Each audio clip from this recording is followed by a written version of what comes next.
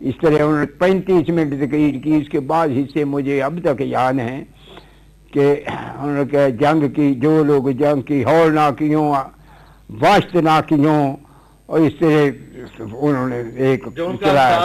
हाँ चलाया। हाँ। अच्छा मौलाना एक बात बताएं, मौलाना आजाद जब लाहौर आते थे तो किस जगह ठहरते थे? एक अरसा तक तो वो ठहरते रहे मियाँ अब्दुल अजीज मालवाडा के मकान पर। मियाँ अब्दुल अजीज मालवाडा बैरिस्टर, जिनके लड़के मियाँ अब्दुल मजीद थे जो जमीयत उलमाए जमीयत अहल हदीस के पहले नाज़िम मालियात थे। मियाँ अब्दुल अजीज मालवाडा बैरिस्टर के भी इंतजामिया में। हाँ, उस वक्त वो मियाँ अब्दुल अजीज मालवाडा वो उसमें कांग्रेस में थे। 1936 में वो मुस्लिम लीग में आए हैं, वहाँ ठहरते रहे और बहुत एहतराम करते थे वो। उन्होंने कई दफ़ा बताया हमें कि जब मौलाना अबुल कलाम आज़ाद आते थे तो इस तरह बैठते थे। एक दफ़ा का उन्होंने बताया कि यहाँ मौलाना बैठे थे, यहाँ इकबाल बैठे थे, यहाँ सर शहाबुद्दीन बैठे थे, यहाँ मियाँ अब्दुल हई बैठे थे। इस तरह की बहुत सारी बातें वो बताया करते थे। इस कुर्सी फिर आदमी इकट्ठे हो गए ज़्यादा तो मौलाना नीचे बैठ गए। वो हमें हाल दिखाया था कि जिस हाल में थी मीटिंग वहाँ थे। फिर वो जनाब मियाँ अब इनके मौलाना अब्दुल कादिर के मकान पर भी ठहरते थे, मौलाना अब्दुल कादिर कसूरी के मकान पर भी। मौलाना अब्दुल कादिर कसूरी उनके सियासी हम मसलक भी थे और मजहबी हम मसलक भी थे। वो जनाब 1920 से लेकर 1930 तक पंजाब कांग्रेस के सदर रहे और उस वक्त हाँ फिर वो जनाब इसी असना में अंजुमन अहल हदीस पंजाब के भी सदर रहे वो मौलाना अब्दुल कादिर कसूरी। और उस जमाने में गालिबन उसके सेक्रेटरी मौलाना सनाउल्लाह साहब थे। फिर मौलाना अब्दुल मजीद सेक्रेटरी हो गए। 1928 के इंतखाब हुए पंजाब की अंजुमन अहल हदीस की। 1928 में मौलाना अब्दुल मजीद सेक्रेटरी नाज़िम आला और काजी सुलेमान मंसूरपुरी उसके सदर। काजी सुलेमान मंसूरपुरी सदर रहे। सदर तो मौलाना अब्दुल मजीद कौन से? मौलाना अब्दुल मजीद सेक्रेटरी सोदर भी। अच्छा। उसमें तवील अरसे तक अमीर उसके शाह मोहम्मद शरीफ के रियालवी रहे। तो इस तरह जमात के अब्दुल अजीज मालवाडा थे। मालवाडा उनके बारे में थोड़ा सा बताएं जरा। हाँ वो उनके थे, वो बताया करते थे मौलाना अबुल कलाम आज़ाद कसूरियों से बहुत ताल्लुक़ रखते थे। कसूरी ख़ानदान से जब 1916 में मौलाना गिरफ्तार को नज़रबंद कर दी गया रांची में, वो मौलाना उस ज़माने में मौलाना मोहिउद्दीन अहमद कसूरी कलकत्ते में उन्होंने रोजनामा इकदाम जारी किया था पर्चे में। मौलाना मोहिउद्दीन कसूरी जो थे, हाँ मौलाना मोहिउद्दीन अहमद कसूरी ये मौलाना अब्दुल कादिर कसूरी के बेटे थे। मौलाना अब्दुल कादिर कसूरी के 4 बेटे थे। सबसे बड़े बरकत अली, अच्छा, उससे छोटे मोहम्मद अली, उनसे छोटे अहमद अली, उनसे छोटे मियाँ महमूद अली कसूरी बैरिस्टर। अच्छा, बरकत अली मोहिउद्दीन अहमद कैसे हुए? वो इस तरह के ये 1899 में पैदा हुए हैं, 89 में। अच्छा। और इन्होंने 1911 में जनाब BA पास किया है गवर्नमेंट कॉलेज से। बरकत अली ने BA बरकत अली ने। और फिर इनके वालिद चाहते थे विलायत भेजना है इनको बैरिस्ट्री की तालीम के लिए, लेकिन इनको बैरिस्ट्री से कोई दिलचस्पी ना दिलचस्पी थी ना इस पेशे में वो आना चाहते थे। ताहम इनको दाखिल करा दिया गया लॉ कॉलेज में। लॉ कॉलेज में वो चंद महीने पढ़ते रहे, इसके बाद उन्होंने कॉलेज छोड़ दिया। उस ज़माने में अंजुमन इस्लामिया थी एक गुजरांवाले की। अंजुमन इस्लामिया का एक हाई स्कूल था, वहाँ ये हेड मास्टर हो गए। हेड मास्टर हुए बरकत अली थे उस ज़माने में। अब भी मुझे एक शख्स ने बताया कि मैंने देखा है वो बड़ा सा तख्ता उस पर हेड मास्टरों के जो तरतीब से नाम लिखे हैं उसमें बरकत अली का नाम भी है। 1912 के जुलाई में मौलाना अबुल कलाम आज़ाद ने अल हिलाल पर्चा जारी किया।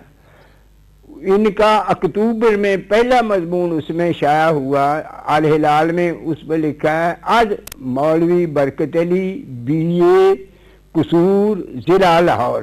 तो ये जब जिस जमाने में हेड मास्टर थे उस जमाने में जंगे बलकान शुरू हुई थी। जंगे बलकान, बलकान की रियासतें जो उसमें अंग्रेज थे और वो मुसलमान थे दूसरे, और मुसलमानों को मार रहे थे अंग्रेज। अंजुमन इस्लामिया का एक जलसा हुआ जिसमें एक मेंबर ने तजवीज़ पेश की कि दुआ करनी चाहिए कि अंग्रेजी हुकूमत बलकान में जीत जाए जंग। बरकत अली ने कहा खड़े होकर, हरगिज़ नहीं। आपने उनका लहजा नहीं सुना, वो इसी तरह बोला करते थे, हरगिज़ नहीं, या ऐसा होगा। तो उन्होंने ये कहा कि ऐसा नहीं हो सकता, हरगिज़ नहीं। हमारी दुआ ये है कि अंग्रेज नाकाम हो, उनको शिकस्त हो, मुसलमानों को उसमें फतह।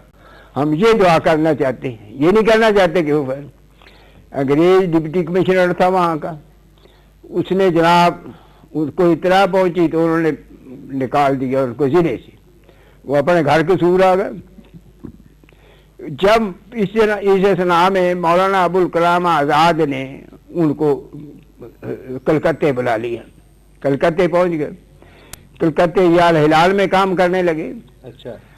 अल हिलाल में ये काम कर ही रहे थे कि इन्होंने शाम के वक़्त का एक पर्चा निकाल लिया, इक़दाम रोजाना।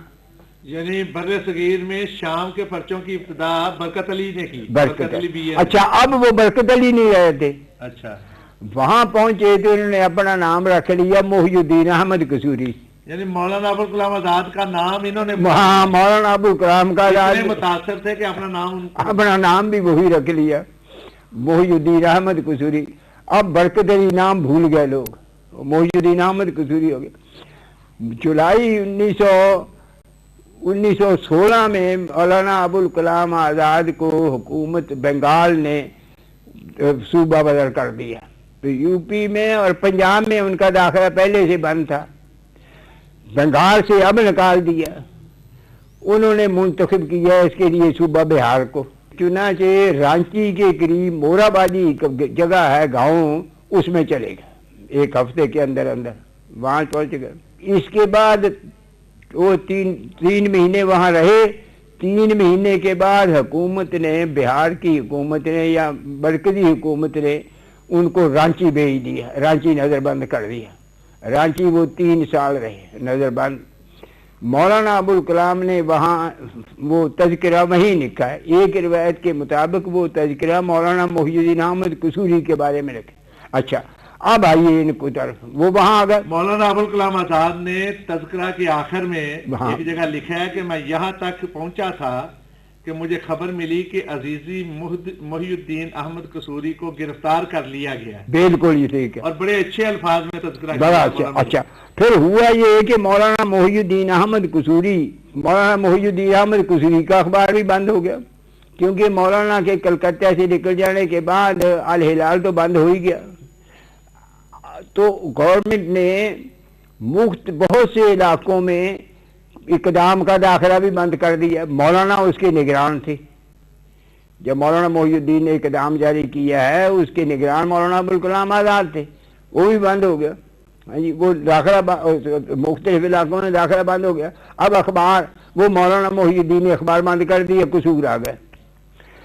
कसूर आने के थोड़े दिनों बाद उनको लाहौर पुलिस ले आई और बंद कर दिया उन्होंने जेल में। कुछ अरसे के बाद ये हुआ, CID के एक अफसर ने उनको बुलाया और उनसे कहा कि सच सच बता दो क्या मामला है, वरना हमें सब कुछ पता चल गया है मामले का हमारे जराये से, अगर सच नहीं बचाओ तो सख्त सजा दी जाएगी। उन्होंने क्या, पता चल ही गया था, मुझे क्या पूछने की जरूरत है।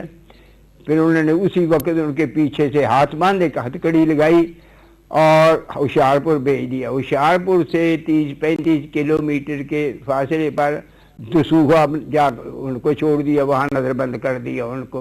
3 साल वो रहे। जंग जब खत्म हुई है अक्टूबर में, उस वक्त सबको लोगों को साची कैदियों को रिहा कर दिया। अंग्रेज की जो डायरियां हैं, CID डायरियां, उनमें जो मौलवी बरकत अली BA का तज़किरा है बतौर एक बागी के, वो मौलाना मोहिउद्दीन अहमद कसूरी का है। हाँ वही है और यही मौलाना अहमद कसूरी है, मोहिउद्दीन अहमद कसूरी हैं, जिनके बेटे मोइन कुरैशी पाकिस्तान के कुछ अरसे के लिए बिल्कुल वही है। ये मोइन कुरैशी उनके बेटे हैं, जो 1993 की निगरान हुकूमत में वजीर आजम थे। ये मौलाना मोइनुद्दीन अहमद कसूरी, ये बागे जना में जो मस्जिद के सामने चबूतरा है, उस पर दर्स कुरान भी, मौलाना मोहिउद्दीन अहमद कसूरी ने उसमें दर्स कम दिया है। वहाँ दर्स का आगाज किया है इनके छोटे भाई मौलाना मोहम्मद अली ने, MA कैंट ने, वो कैमरे यूनिवर्सिटी के वाले थे, उन्होंने आगाज किया था वहाँ, जहाँ आजकल वो मस्जिद है। और डॉक्टर असरार अहमद भी हाँ वहाँ देते रहे हैं। उसके सामने जो चबूतरा बना हुआ है, उस वहाँ मस्जिद नहीं थी उस जमाने में, सफ़े बिछा दी गई थी। शाम को मौलाना दर्स देते थे और लोग जो सैर करने जाते हैं वो आते थे। उस पर ये भी अजीब मामला है कि जब मौलाना दर्स देने लगे, सबसे पहले इस पर जिस आदमी ने लिखा था उनके दर्स पर, वो मीम शीन ने नवाए वक्त में लिखा था, मियाँ मोहम्मद शफी। ये दर्स होता है, फिर लोग वहाँ टूट पड़े जाने के लिए।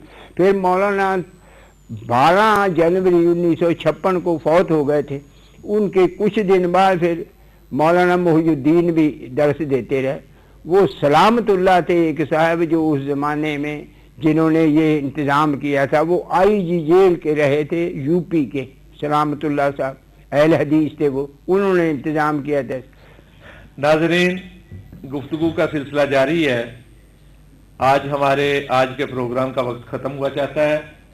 मौलाना अब्दुल कादिर कसूरी रहमतुल्लाह अलैह तारीख का एक बहुत बड़ा नाम, पाकिस्तान की बिलखसूस पंजाब की सियासी तारीख का, मजहबी तारीख का और हमारी जमात अहले हदीस का एक बहुत बड़ा नाम।